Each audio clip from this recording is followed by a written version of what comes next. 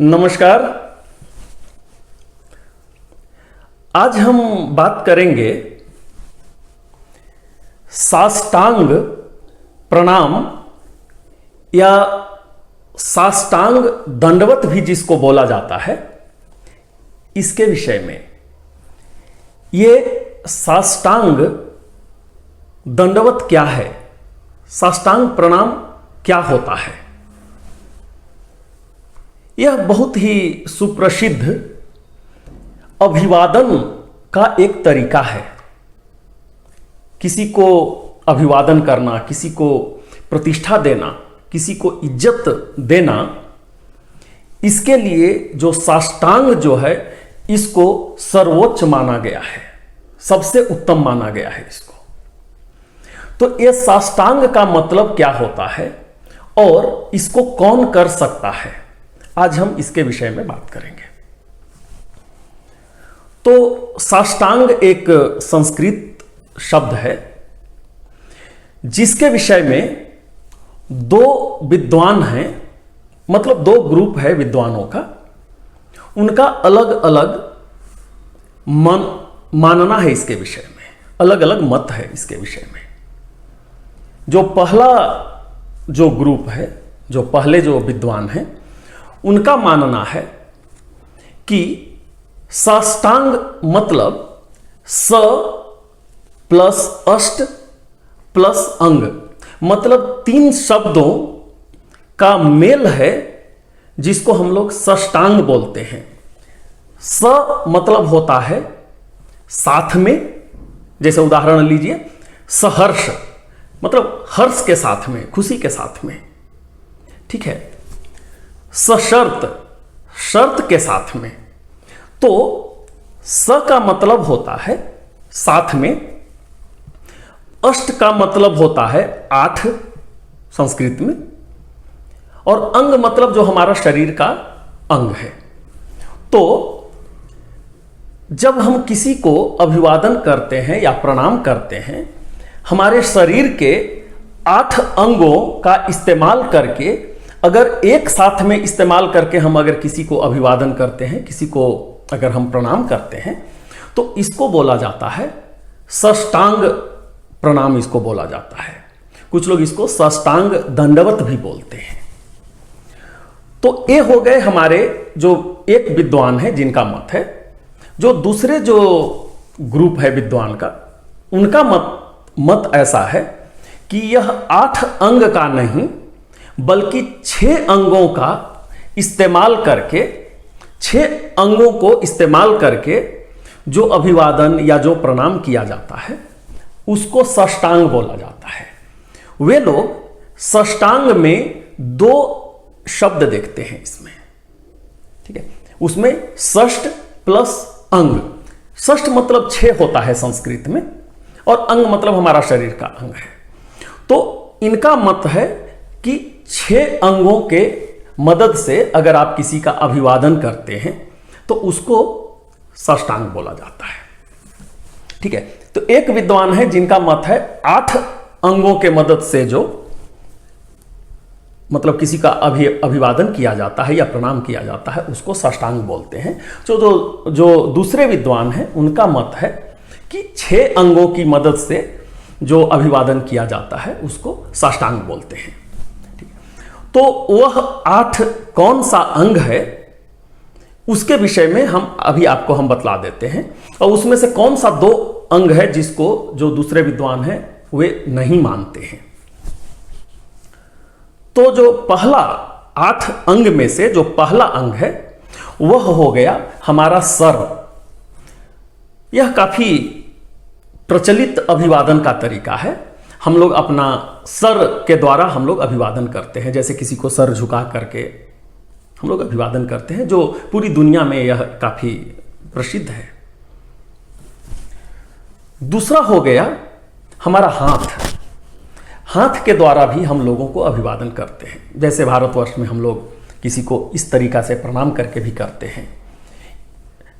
इस्तेमाल हम लोग हाथ ही करते हैं, तरीका अलग अलग बदल जाता है, अलग अलग समय में यह तरीका बदल जाता है। कभी आप इस तरीका से भी प्रणाम होता है, कहीं इस तरीका से भी हो जाता है।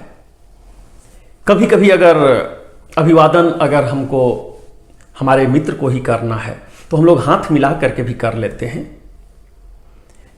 कभी इस तरीका से भी करते हैं, थम्स अप करके भी करते हैं। कभी अगर हम किसी से विदा अगर हो रहे होते हैं तो इस तरीका से भी हम लोग अभिवादन करते हैं। तो एक हाथ भी जो है वह बहुत ही प्रचलित तरीका है जिससे हम लोगों का अभिवादन करते हैं। तीसरा हो गया पैर। हम पैर के द्वारा भी लोगों का अभिवादन करते हैं। आप देखे होंगे कहीं कहीं पे मंदिर में या कहीं दूसरे जगह हम लोग जाते हैं तो हम लोग अपना इस तरह से कान पकड़ करके उसको थोड़ा झुकते हैं, पैर की मदद से हम लोग नीचे झुकते हैं, और वह भी एक तरीका है अभिवादन करने का। इसके बाद है हृदय। जो हमारा हृदय है, हृदय का भी इस्तेमाल करके हम लोग अभिवादन करते हैं, प्रणाम करते हैं, जिसमें आप देखे होंगे कुछ लोग इस तरीके से अभिवादन करते हैं, कुछ लोग इस तरीके से करते हैं। यहाँ तक कि लोग किसी से जब हम गले मिलते हैं वह भी एक अभिवादन ही है। हगिंग भी एक अभिवादन है जब हम किसी से मिलते हैं। तो वह हृदय भी है जिसको हम इस्तेमाल करके किसी का अभिवादन करते हैं। तो 4 हम कौन कौन भी बोले अभी, वह हो गया, पहला हो गया सिर, दूसरा हो गया हाथ, तीसरा हो गया पैर, चौथा हो गया हृदय, पांचवा जो है वह है आंख। हम अपने आंख के द्वारा भी लोगों का अभिवादन करते हैं।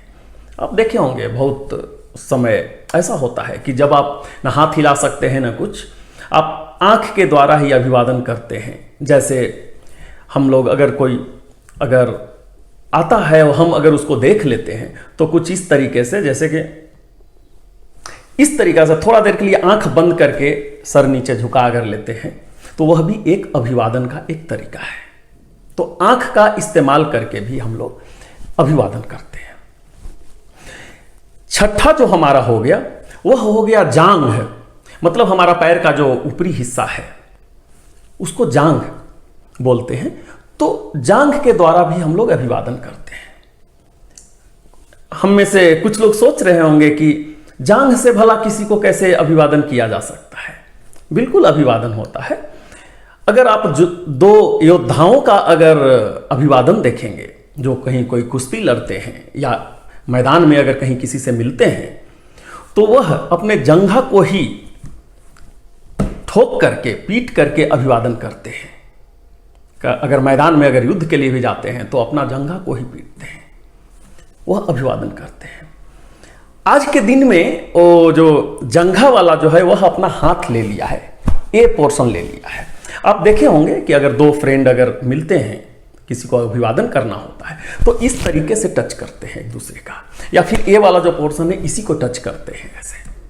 ठीक है, जो जांग जो है वह हाथ में आज के दिन में धीरे धीरे बदल रहा है। ठीक है, तो ये हो गया, छठा हो गया जांग। 7वां हो गया वचन, मतलब हम बोल करके, किसी को बोल करके भी वचन के द्वारा हम किसी का अभिवादन करते हैं। ठीक है, और 8वां जो है वह है मन, मतलब हमारा जो अंतरात्मा है। हम किसी को कुछ इशारा नहीं करते हैं, ना हाथ यूज करते हैं, ना कुछ, हम मन ही मन किसी को हम अभिवादन कर रहे होते हैं। ठीक है, तो यह जो लास्ट जो 2 है, एक हो गया वचन और मन, उसको जो कुछ विद्वान लोग, जैसा कि हम बोले, वे लोग 6 को ही मानते हैं, लेकिन ये जो लास्ट का जो 2 हो गया वचन और मन, कुछ विद्वान लोग इसको भी शरीर का अंग मान करके इसको 8 अंग के द्वारा जो मतलब अभिवादन करते हैं उसको साष्टांग बोले हैं। तो यह हो गया 8 शरीर का अंग, जिसको इस्तेमाल करके अगर हम किसी को अभिवादन करते हैं, इस्तेमाल करके मतलब अलग अलग नहीं, एक साथ में ही इस्तेमाल करके अगर हम किसी को अभिवादन करते हैं तो उसी को हम लोग साष्टांग दंडवत या साष्टांग प्रणाम हम लोग उसको बोलते हैं। यहां पर अगला जो प्रश्न आता है वह यह है कि इसको कौन करता है, कौन कर सकता है। और हमारे धर्म ग्रंथ में ऐसा वर्णन है कि यह सिर्फ पुरुष के द्वारा ही इसको किया जाना चाहिए। महिलाओं के लिए साष्टांग दंडवत जो है वह वर्जित किया गया है।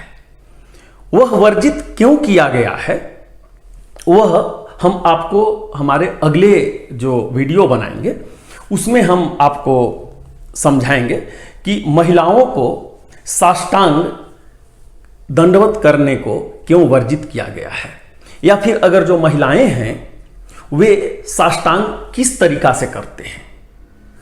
पुरुषों का साष्टांग करने का जो तरीका है और महिलाओं का जो साष्टांग करने का तरीका है उसमें क्या अंतर है, इसके विषय में हम आपको हमारा जो अगला वीडियो होगा उसमें हम इसके बारे में बात करेंगे।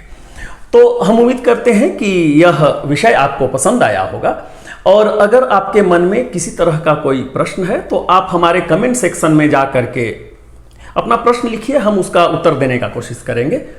और हम यह भी चाहेंगे कि आप हमारे चैनल को सब्सक्राइब कर लीजिए ताकि जब भी कोई नया वीडियो आए वो सर्वप्रथम आपके पास पहुंचे। तो बहुत ही जल्द हम आपके समक्ष नए विषय के साथ उपस्थित होंगे। तब तक के लिए हम आपसे विदा लेते हैं। बहुत बहुत धन्यवाद। नमस्कार।